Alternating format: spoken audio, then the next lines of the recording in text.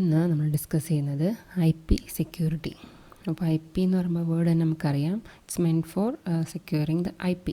അപ്പോൾ നെറ്റ്വർക്ക് ലെയറിൽ സെക്യൂരിറ്റിക്ക് വേണ്ടി നമ്മൾ യൂസ് ചെയ്യുന്നൊരു മെത്തേഡ് അല്ലെങ്കിൽ ഒരു അപ്രോച്ചാണ് IP സെക്യൂരിറ്റി അല്ലെങ്കിൽ IPsec എന്ന് പറയുന്നത്. അപ്പോൾ ഇൻ്റർനെറ്റ് ആർക്കിടെക്ചർ ബോർഡ് നമ്മളുടെ സെക്യൂരിറ്റി അല്ലെങ്കിൽ നെക്സ്റ്റ് ലെയർ IPയിൽ സെക്യൂരിറ്റിക്കുള്ള ഫീച്ചേഴ്സ് കൂടി ആഡ് ചെയ്യണം എന്നുള്ളൊരു പ്രപ്പോസലോട് കൂടി അതിനുവേണ്ടി ഇൻക്ലൂഡ് ചെയ്തതിൽ ജനറേറ്റഡ് ആയിട്ടുള്ളൊരു അപ്രോച്ചാണ് IPsec. അപ്പോൾ ഈ സെക്യൂരിറ്റി ഇൻക്ലൂഡ് ചെയ്യുക എന്നുള്ളതുകൊണ്ട് ഉദ്ദേശിക്കുന്നത് ഒതൻറ്റിക്കേഷനും എൻക്രിപ്ഷനും ഇൻക്ലൂഡ് ചെയ്യുക എന്നുള്ളതാണ്. അപ്പോൾ അയക്കുന്ന ഒരു പാക്കറ്റിനെ നമ്മൾ സെക്യൂർ ആക്കുക. അപ്പോൾ രണ്ട് നോട്ട്സ് തമ്മിലാണെങ്കിലും അല്ലെങ്കിൽ രണ്ട് നെറ്റ്വർക്ക്സ് തമ്മിലാണെങ്കിലും അയക്കുന്ന പാക്കറ്റ്സിനെ സെക്യൂർ ആക്കുക യൂസിങ് ഒതൻറ്റിക്കേഷൻ ആൻഡ് എൻക്രിപ്ഷൻ. അപ്പോൾ നെറ്റ്വർക്ക് ലെയറിൽ അതായത് IPനെ സെക്യൂർ ആക്കാൻ വേണ്ടി നമ്മൾ യൂസ് ചെയ്യുന്ന ഒരു അപ്രോച്ചാണ് IPsec. ഈ IPsecൻ്റെ സ്പെസിഫിക്കേഷൻ എന്ന് പറഞ്ഞാൽ ഒരു ഇൻ്റർനെറ്റ് സ്റ്റാൻഡേർഡ്സിൻ്റെ ഒരു കളക്ഷനാണ്. അപ്പോൾ ഒരുപാട് ഓപ്ഷൻസ് ഉണ്ട്, ഒരുപാട് സ്റ്റാൻഡേർഡ്സ് ഉണ്ട്. ഈ സ്റ്റാൻഡേർഡ്സിന് എല്ലാത്തിനും കമ്പൈൻഡ് ആയിട്ടാണ് നമ്മൾ IPsecൻ്റെ സ്പെസിഫിക്കേഷൻ പറയുന്നത്. ഇനി ഇതിൻ്റെ പർപ്പസ് എന്ന് പറഞ്ഞാൽ സെക്യൂർ ആയിട്ടുള്ള കമ്മ്യൂണിക്കേഷൻ പ്രൊവൈഡ് ചെയ്യുക. അത് ഒന്നുകിൽ ലാനിനുള്ളിൽ തന്നെ ആവാം, അല്ലെങ്കിൽ ഒരു ലാനും വാനും തമ്മിലാവാം, ഇനി അല്ലെങ്കിൽ ഇൻ്റർനെറ്റ് വഴി ആവാം, അപ്പോൾ അക്രോസ് ഇൻ്റർനെറ്റ് ആണെങ്കിലും ആവാം.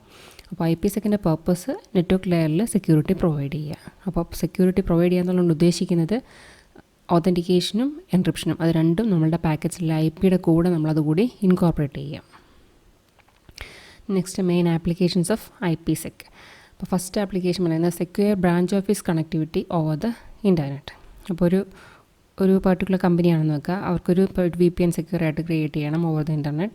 അപ്പോൾ അവർക്ക് കണക്ടിവിറ്റി ഇൻ്റർനെറ്റുമായിട്ട് ഉണ്ടാക്കാൻ വേണ്ടിയിട്ട് അതെല്ലാം സെക്യൂർ ആയിട്ടൊരു കമ്മ്യൂണിക്കേഷൻസ് അവർക്ക് കമ്പനിയിൽ നിന്ന് ഇൻ്റർനെറ്റ് വഴി സെക്യൂർ കമ്മ്യൂണിക്കേഷൻ എസ്റ്റാബ്ലിഷ് ചെയ്യാൻ വേണ്ടിയിട്ട് IPsec യൂസ് ചെയ്യാം. അതുപോലെ തന്നെ secure remote access over the internet. അപ്പോൾ റിമോട്ടായിട്ട് ആക്സസ് ചെയ്യുന്ന ഒരു എൻഡ് യൂസറിന് ഈ IPsec ഉപയോഗിച്ച് ഇൻ്റർനെറ്റിൽ നിന്ന് എന്തെങ്കിലും കാര്യങ്ങൾ ആക്സസ് ചെയ്യാം. അപ്പോൾ അവിടെയും സെക്യൂരിറ്റിക്ക് വേണ്ടി IPsec എന്ന കമ്പോണൻറ്റ് നമുക്കതിൽ ഇൻകോർപ്പറേറ്റ് ചെയ്യാം. ഈ third application is establishing extranet and intranet connectivity with partners.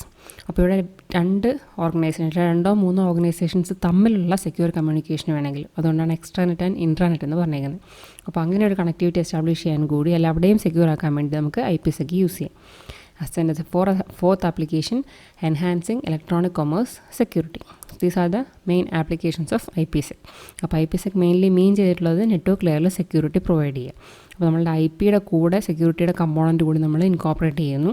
അതിനുവേണ്ടി നമ്മൾ ചെയ്യുന്നതിൽ ആഡ് ചെയ്യുന്നത് authentication and encryption. Main features of IPsec ഞാൻ പറഞ്ഞു ഇപ്പോൾ ഓൾറെഡി, എൻക്രിപ്റ്റ് അല്ലെങ്കിൽ ഒതൻറ്റിക്കേറ്റ്. അപ്പോൾ ഒന്നുകിൽ ഒരെണ്ണം അല്ലെങ്കിൽ രണ്ടും. അപ്പോൾ അതിനുവേണ്ടി രണ്ടിനും സെപ്പറേറ്റ് ആയിട്ട് സെക്യൂരിറ്റി പ്രോട്ടോകോൾസും ഡിഫൈൻഡ് ആണ്. അപ്പോൾ IP ലെവലിൽ നടക്കുന്ന എല്ലാ ട്രാഫിക്കിനെയും എൻക്രിപ്റ്റ് ചെയ്യുക അല്ലെങ്കിൽ ഒതൻറ്റിക്കേറ്റ് ചെയ്യുക. ഒന്നുകിൽ എൻക്രിപ്ഷൻ മാത്രം അല്ലെങ്കിൽ എൻക്രിപ്ഷൻ ആൻഡ് ഒതൻറ്റിക്കേഷൻ. ഇനി നമ്മളുടെ റിമോട്ട് ലോഗിലുള്ള ക്ലയൻറ്റ് സെർവർ അല്ലെങ്കിൽ ഇമെയിൽ ഫയൽ ട്രാൻസ്ഫർ അങ്ങനെയുള്ള എല്ലാ ഡിസ്ട്രിബ്യൂട്ടഡ് ആപ്ലിക്കേഷൻസിനും നമുക്ക് ഈ IPsec യൂസ് ചെയ്തിട്ട് സെക്യൂർ ആക്കാൻ പറ്റും. So this is a typical IPsec scenario.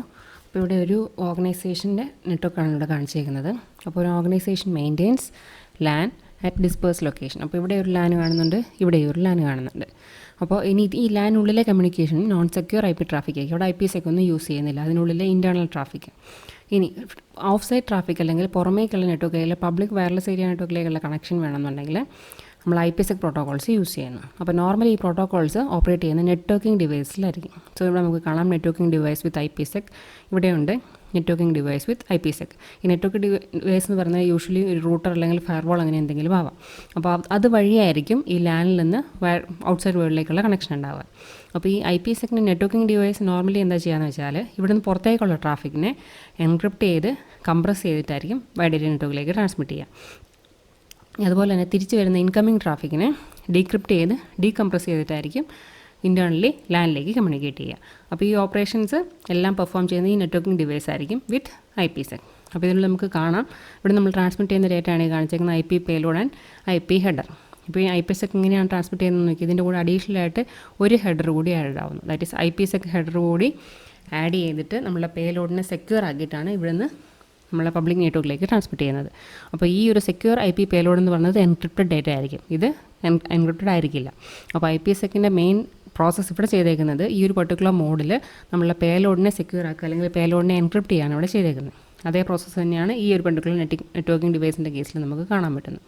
ഇനി ഇവിടെ കാണിച്ചിരിക്കുന്ന ഒരു സിംഗിൾ യൂസർ സിസ്റ്റമാണ്. അപ്പോൾ ഇൻഡിവിജ്വൽ യൂസേഴ്സിന് വേണമെങ്കിലും അവർക്ക് ഇൻ്റർനെറ്റുമായിട്ടുള്ള കമ്മ്യൂണിക്കേഷൻ അല്ലെങ്കിൽ പബ്ലിക് നെറ്റ്വർക്കുമായിട്ടുള്ള കമ്മ്യൂണിക്കേഷൻ സെക്യൂർ ആക്കാൻ വേണ്ടി IPsec വേണമെങ്കിൽ യൂസ് ചെയ്യാം. നമുക്ക് കാണാം നമ്മളുടെ ഈ പാക്കറ്റ് ഫോർമാറ്റിനുള്ളിൽ ഫസ്റ്റ് IPയുടെ ഹെഡർ, ദെൻ സെക്യൂർ ആക്കാൻ വേണ്ടി നമ്മൾ IPsec യൂസ് ചെയ്യുന്നുണ്ടെങ്കിൽ അതിൻ്റെ ഹെഡർ അഡീഷണൽ ആയിട്ട് അവിടെ വരും.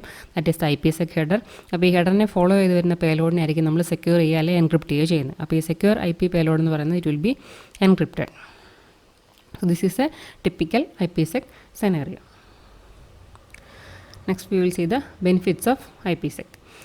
ഇനി നമ്മൾ IPsec ഫയർവാൾ അല്ലെങ്കിൽ റൂട്ടിലുള്ള നമ്മൾ ഇംപ്ലിമെൻറ്റ് ചെയ്യുകയാണെങ്കിൽ മെയിൻ ആയിട്ടുള്ള അഡ്വാൻറ്റേജ് എന്ന് പറഞ്ഞാൽ നമുക്ക് സെക്യൂരിറ്റി കുറേ കൂടെ കൂട്ടാൻ പറ്റും. എന്ന് വെച്ചാൽ ആ ഒരു പർട്ടിക്കുലർ ബൗണ്ടറി ക്രോസ് ചെയ്ത് അങ്ങോട്ട് പോകുക അല്ലെങ്കിൽ ഇങ്ങോട്ട് വരുന്ന ചെയ്യുന്ന ട്രാഫിക്കിനെ അത് സ്ക്രീൻ ചെയ്യുക അല്ലെങ്കിൽ പ്രോസസ്സ് ചെയ്യുക. IPsecനെ പ്രോസസ്സിങ് അണ്ടർഗോ ചെയ്തിട്ടായിരിക്കും അത് വരുന്നത്. അപ്പോൾ സെക്യൂരിറ്റി എന്ന് പറഞ്ഞാൽ കുറേ ലെവൽ വരെ കൂട്ടാൻ പറ്റും. അതാണ് മെയിൻ ആയിട്ടുള്ള ബെനിഫിറ്റ്. ഇനി നമ്മൾ ഫയർവാളിൽ നമ്മൾ ഈ IPsec ഇംപ്ലിമെൻറ്റ് ചെയ്യുകയാണെങ്കിൽ it is resistant to bypass. അപ്പോൾ പുറത്തുനിന്ന് വരുന്ന ഒരു ട്രാഫിക്ക് ബൈപ്പാസ് ചെയ്ത് പോകാനുള്ള സിറ്റുവേഷൻ ഉണ്ടാവില്ല. ഈ ഫയർവാൾ വഴി മാത്രമേ പുറമേ നിന്നുള്ള ട്രാഫിക് ഉള്ളിലേക്ക് ഓർഗനൈസേഷനിലേക്ക് എത്തുന്നുള്ളൂവെങ്കിൽ ബൈപ്പാസ് ചെയ്യപ്പെടാനുള്ള സാധ്യത നമുക്ക് ഒഴിവാക്കാൻ പറ്റും നമ്മൾ IPsec യൂസ് ചെയ്യുകയാണെങ്കിൽ. ഇനി third benefit it is below the transport layer. അപ്പോൾ നമുക്കറിയാം നമ്മൾ നെറ്റ്വർക്ക് ലെയറിലാണ് നമ്മൾ ഈ IPsecനെ ഇംപ്ലിമെൻറ്റ് ചെയ്യാൻ ഉദ്ദേശിക്കുന്നത്. അത് ശരിക്കും ആക്ച്വൽ ലെവലിൽ പറഞ്ഞാൽ നെറ്റ്വർക്കിനും ട്രാൻസ്പോർട്ടിനും മിഡിലായിട്ടായിരിക്കും നോർമലി IPsec ലെയർ വരിക.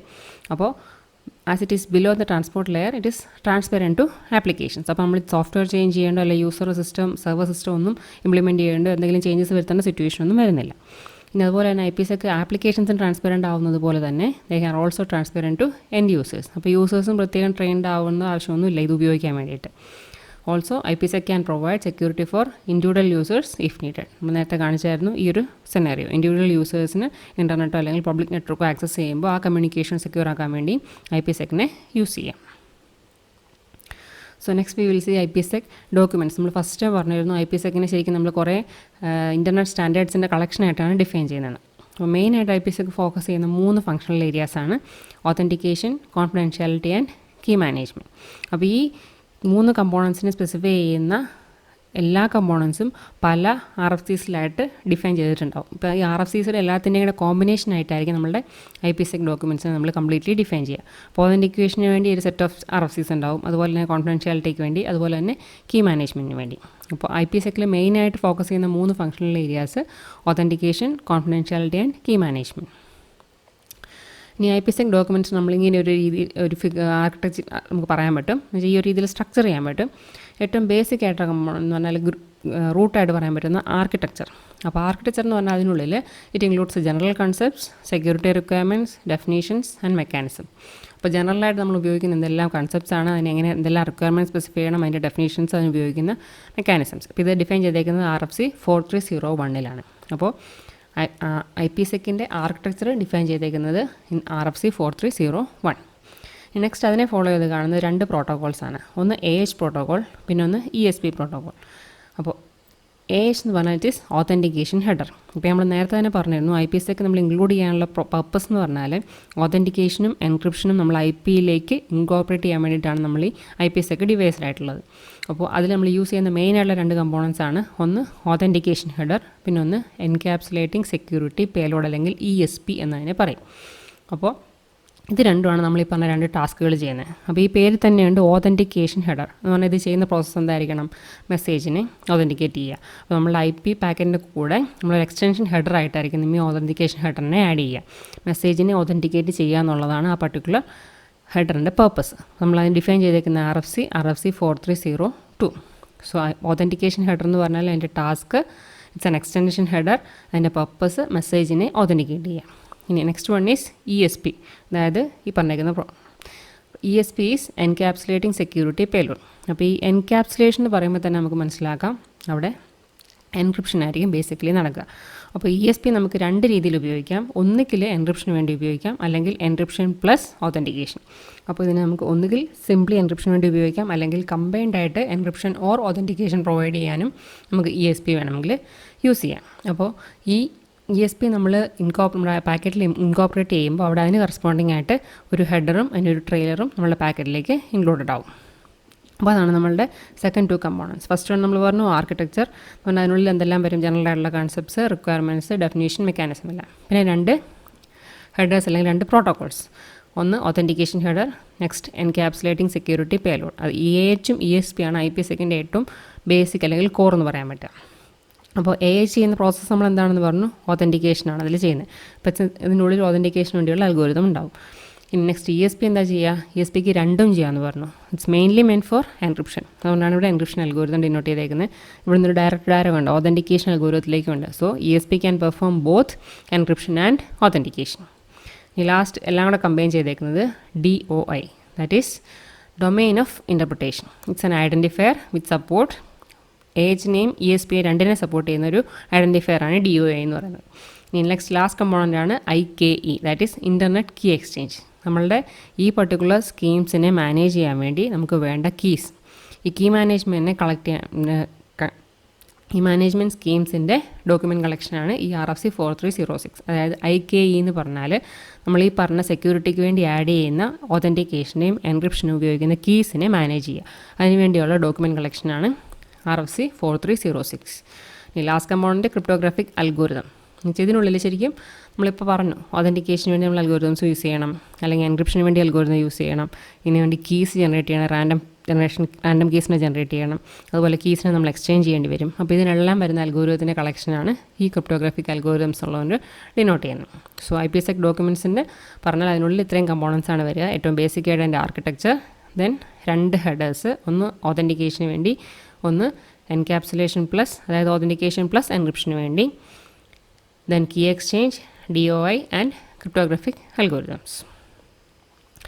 Next we will see IPsec services. അപ്പോൾ ശരിക്കും IP ലെയറിൽ സെക്യൂരിറ്റി സർവീസുകൾ പ്രൊവൈഡ് ചെയ്യുക എന്നുള്ളതാണ് IPsecൻ്റെ പർപ്പസ്. അപ്പോൾ അതിനുവേണ്ടി ഫസ്റ്റ് സ്റ്റെപ്പായിട്ട് ചെയ്യേണ്ടത് നമ്മളെ സിസ്റ്റം എന്തൊക്കെ സെക്യൂരിറ്റി പ്രോട്ടോകോൾസ് ആണോ റിക്വയർഡ് ആയിട്ടുള്ളതെന്ന് ചൂസ് ചെയ്യണം. ഈ സെക്യൂരിറ്റി പ്രോട്ടോകോൾസ് എന്ന് പറഞ്ഞാൽ നമ്മൾ നേരത്തെ പറഞ്ഞത് തന്നെയാണ്. 2 പ്രോട്ടോകോൾസാണ് നമ്മൾ സെക്യൂരിറ്റി പ്രൊവൈഡ് ചെയ്യാൻ വേണ്ടി യൂസ് ചെയ്യുന്നത്. ഒന്ന് ഒതൻറ്റിക്കേഷൻ പ്രോട്ടോകോൾ, പിന്നെ ഒന്ന് combined encryption and authentication protocol. അപ്പോൾ ഈ ഒതൻറ്റിക്കേഷൻ പ്രോട്ടോകോൾ നമ്മൾ നേരത്തെ പറഞ്ഞു, AHൻ്റെ കാര്യം പറഞ്ഞിരുന്നല്ലോ. അപ്പോൾ authentication protocol is designated by the header of the protocol AH.